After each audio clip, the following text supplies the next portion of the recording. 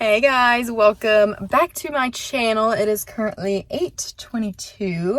My sign-in is at 8:42, so I have a little bit of time before I need to get into the airport. It is Saturday morning, and I'd be lying if I said I didn't wish I was still in the bed. But I'll take 8:42 over a 6:30 sign-in any day of the week. I didn't sleep good last night, which was not good because I didn't get any sleep the night before because I was working in Odan. So I'm on the struggle bus this morning, which is not good because today is our longest duty day of this trip I'm about to start. We have an 11.5-hour duty day today, which is insane. But it is Labor Day weekend. Happy Labor Day weekend, everybody. My family is all at the beach, and I would have loved to join them, but I'm still a little bit too junior to hold off holiday weekends on a line. So I ended up bidding for this trip because I knew they were going to have me working anyways. So I have a 17.5-hour Nassau, Bahamas layover today. So I'm excited for that. I'm excited to get onto the beach. So hopefully everything goes smoothly so we can get there, because then I'll be super bummed if I bid for this trip and we don't even make it there. But also, college football started Thursday. So the Gamecocks play today.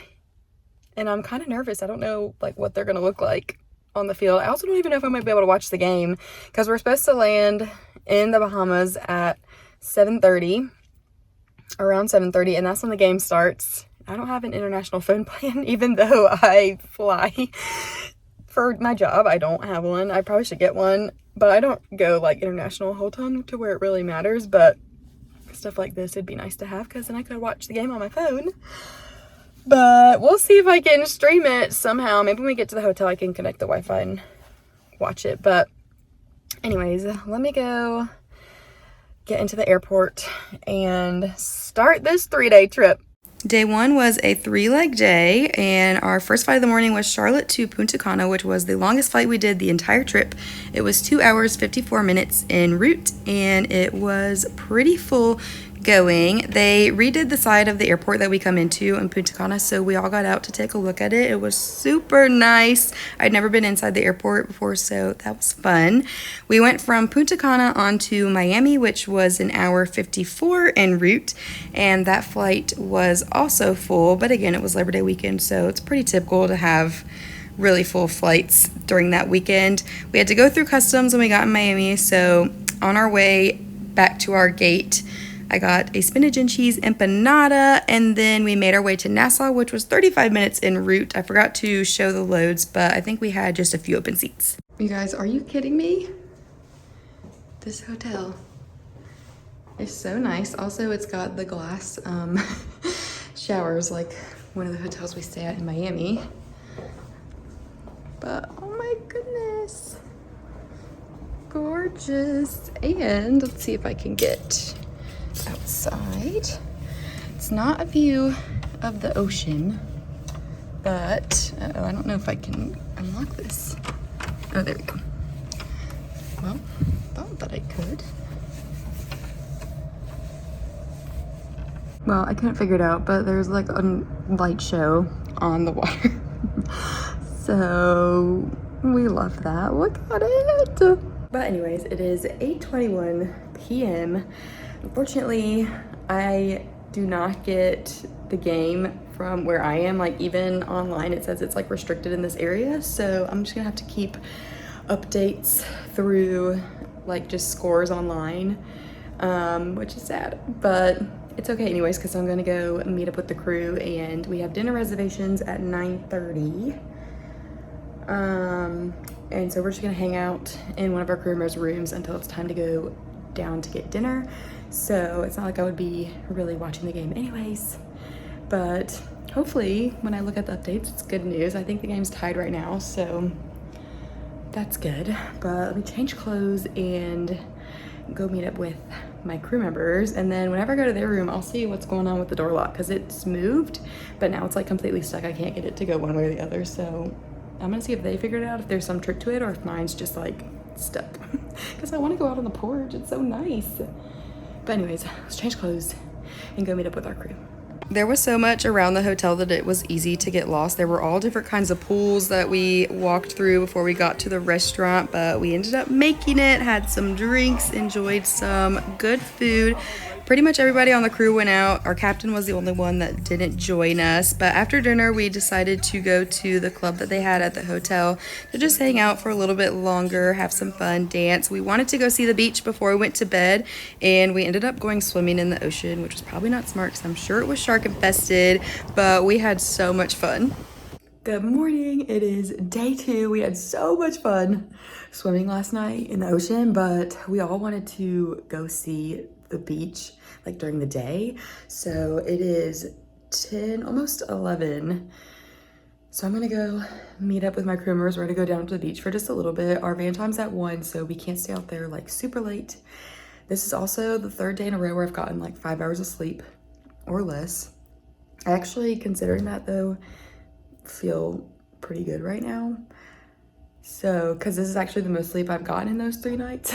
So maybe my body's just like an extra hour of sleep. But also, as you can see, I chopped all my hair off last week. So that's fun and new.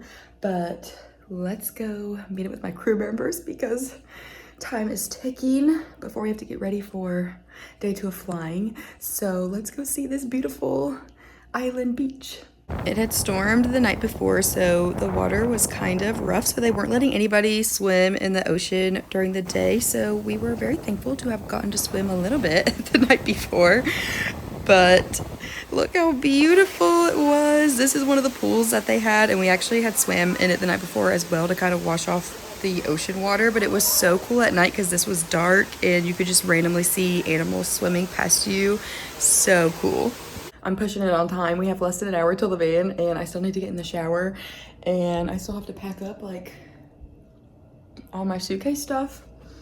So probably not gonna look the best today for work, but that's okay. All right, guys, here's the look today. Wet hair. Not even doing the heels. We're not doing it today. But let's go catch the van. We got 10 minutes. I was the position 2 for this trip, which meant I was in charge of the back galley. So my main job is setting up the beverage cart for the main cabin service. There's so many different ways that you can set up a beverage cart, and different people like to set it up different ways. But ultimately, the goal is to try to set it up in a way that once the flight attendants push the cart into the aisle, they don't have to keep coming to the back galley to grab things to replenish anything that they ran out of. So it's a lot of work, but I enjoy it. Our first flight of the day was back to Charlotte from Nassau. It was an hour 50 en route, and we were full, just had a handful of open seats. We had a little bit of time in between our flights, so I went to Panera Bread over in the A terminal, which is one of the only quiet terminals in the Charlotte airport. From Charlotte, we went up to Boston. That flight time was 1:47 en route, and it was also a full flight with just a handful of some empty seats. The fatigue is catching up to me. I am so tired. At one point, people were talking about hanging out tonight, and we were all just like, yeah, never mind, that's not gonna happen. So I am a little hungry, and the only food that I have to bring is like snack stuff, which I don't really want. And like the stuff that I could use as meals, I don't have any way to heat it up. Like, 'cause I didn't bring a Tupperware container to put it in, and I can't heat it up in the container that it came in. So I'm gonna look in, there's a restaurant here, so I'm gonna look at their menu and see if I just wanna order takeout from them, or I might like DoorDash something. But then again, I'm also so tired that I might just get lazy. I still need to do my devotions, so I'm gonna do those. And if I can't decide on food, I might just be like, I'll eat tomorrow and call it a night, because I am literally so tired. I don't really have any plans for this layover, but me and one of my crew members talked about maybe wanting to walk around tomorrow morning. So we're not gonna set an alarm though, so it'll just depend on like if our bodies need extra rest and we sleep in super late. Our van's at 11:53 a.m. so yeah, we'll see what happens with that. But let me figure out this food situation, get out of this uniform, get comfortable. I've been waiting to get into this bed all day. But yeah, let's figure all that stuff out. It was a struggle waiting for this food to get to my hotel, but I ate some Mexican and then I passed out. Good morning, it is day 3, go home day. I have my coffee and I'm about to start getting ready for work because our van is in about an hour. So not gonna have time to go walk around today, which is fine because I didn't bring any socks anyways and I didn't want to go walk around in my flip-flops. So, and I was not about to wear my shoes with no socks. But I got like probably close to 10.5 hours of sleep last night, which was good because my body needed it. Right before I went to bed, I was starting to feel like really ill. You know, when you start to run a fever, how your cheeks get like really hot. So like felt like that. My throat was starting to hurt. My ears were starting to get stuffy. My nose was all messed up. So yeah, I needed that rest. So that was good. But let's start to get ready so we can start our last day of the trip. Day 3 was another 3-leg day. We started our day Boston to Charlotte, which was 1:46 flight time, and we were full making our way down to Charlotte. Then we went on to Memphis. That was an hour 16 en route, and that flight was also full, but we did have a few empty seats. We had a quick turnaround because there was some weather coming in. Luckily, we got out before the storm made its way into Memphis. Our flight back to Charlotte was 1:17, and this was the only flight of the trip where we had more than 10 seats open. I just pulled into my house. It is 11:50 p.m. I'm tired, but listen to this. So I had to get gas before I headed home. So I just went to the airport went to the gas station that's right next to the airport. And I'm getting gas, and this woman comes out of nowhere and is like, "Excuse me." And when I get like spooked, I don't make any noise. I just kind of like jump. So I like kind of jumped and was like, "Oh my gosh." And she was like, I'm so sorry. It's like, I was like, I'm sorry. That just really scared me because I was not expecting anyone to just pop out of the corner. I don't know where this woman came from, but there was like an old beat up car that was kind of behind like where I was pumping gas. So I don't know if she came out of the car. I don't know. But anyways, she's like, "Hey, I saw your South Carolina tags. I'm from South Carolina. I just drove here." And she was just going into this whole long story about how she had just left an abusive relationship and was trying to get a place at a shelter, like here for the night, but that all of them were full. I don't know. She's going into this like long story. It's a really sad story. If it's true, I don't know if it's true or not. But anyways, I'm sitting here thinking like she's going to ask me to give her a ride somewhere, and I'm just not comfortable doing that. Like, and I'm not good in these situations because it's so hard for me to say no to people. So anyways, I'm expecting her to be like, "Will you take me somewhere?" Which I would have had to say no because that's just not safe. But she ended up asking me if I could just help her find a place to stay for the night. So I ended up buying this woman a hotel room for the night. And you guys might be thinking, like, you are so naive and stupid, and maybe I am. Maybe she was just trying to take advantage of me. I don't know. But also, why would you try to scam somebody into getting you a hotel room for the night? I did call the hotel. I actually just called them like 15 minutes ago to see if anyone had checked in under the reservation. I was like, "I have the reservation number. This woman was asking for help. I helped her out. I'm just curious if anyone has checked in, like, can you confirm or deny that?" And they said, "Yeah, do you have the as long as you have the reservation number." So I gave them the number, and she hadn't checked in yet. But then I asked them, like, "I just want to make sure the card that I booked the reservation on, like, you guys can't, like, it can't be used if you don't have the physical card, like, for any extra purchases." And they're like, "No, it can't. We can't do it over the phone, yada yada." So now I'm like kind of worried that this woman is gonna, well, first of all, I'm worried she's gonna go to the wrong hotel because there was a few with the same name.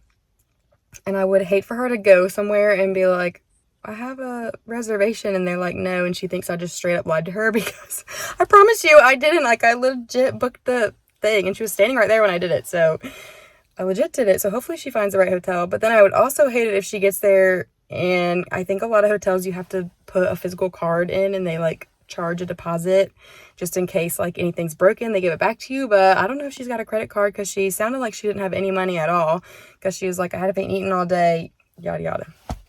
But yeah, so that was my night. Hopefully, I mean, this woman may have been lying to me and may have just been trying to get a place to stay. I don't know. But, you know, the Bible tells us that we need to be there for the poor and the needy and the less fortunate. And if this really was this woman's situation and she needed help, like, hopefully it works out and I was able to help her. But, yeah. That was my night. Also, the employee parking lot last night had a bunch of cars broken into, so I was worried that I was going to get back to my car and my window was going to be busted out, but thank goodness I was not one of the victims. But that actually sucks for, I think it was like 6 or 7 cars that got broken into, and it, like, that was one of the things that people complained about when they told us we were going to go back to that parking lot, because there's not good security. Like, nobody sits out there to like check people that are coming in and out. Excuse me. It's not lit the brightest. There's no camera, so people can just kind of come in and go. It's not like secure. Like, people can just like walk through and come in if they want to. So yeah, hopefully that doesn't become a thing. Hopefully that was just like a random one night thing. Hopefully cars don't just start getting broken into all the time there, because that would not be fun. But anyways, I'm tired. I'm gonna go inside and get some sleep. The Gamecocks didn't win on Saturday, but Clemson played tonight and they didn't win either, so I feel like that's probably more of a shock than Carolina not winning, so that makes me feel a little bit better about our season. I think we broke them last year because they literally haven't won since we played them, so maybe it finally won't be as tragic of a season for us, because it always made it worse when Clemson was doing really good and we were always doing bad. But anyways, I'm off for the next 5 days, and I'm going to the Carolina game this weekend, so hopefully we can win against Furman. If we can't win against Furman, then I'll be a little bit nervous about the season. But anyways, good night, guys. As always, any questions, comments, whatever, put them in the comments below, and I will see you guys in the next video. Bye!